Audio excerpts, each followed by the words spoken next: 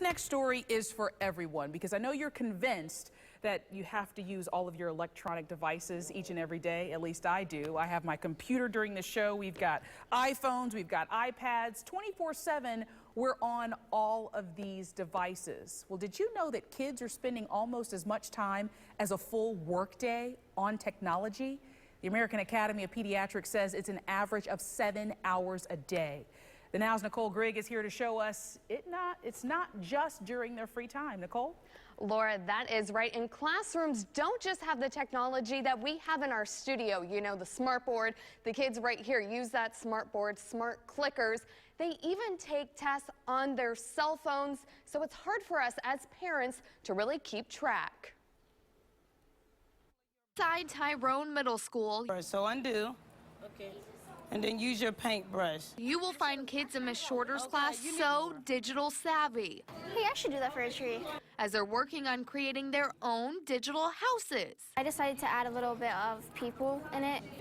It's a lot funner than using pencil and paper because our hands would repeatedly get tired. The magnet program is for a few dozen students. The sixth graders are constantly using new, innovative technology. These kids are what we call digital natives. They were born with the technology.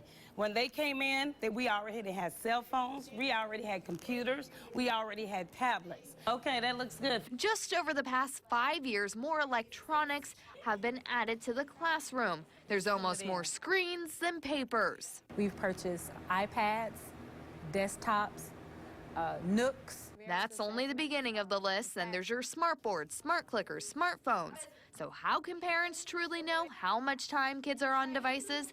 Studies show excessive use can lead to sleep and eating disorders, even behavior issues. We are in constant communication with the assignments that are assigned to kids through our student database system. In another classroom, a podcast is teaching the history of St. Patrick's Day. Customary to wear green on St. Patrick's Day. All of this meant to prepare them for high school, then college, and eventually the working world. Oh, that looks good. All right, now make some grass.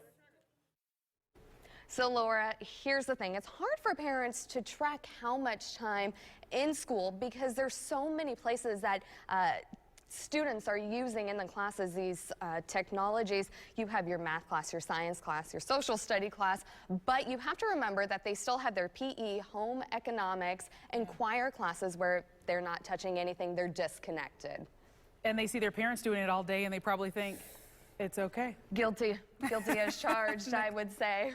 Well, thank you, Nicole. Right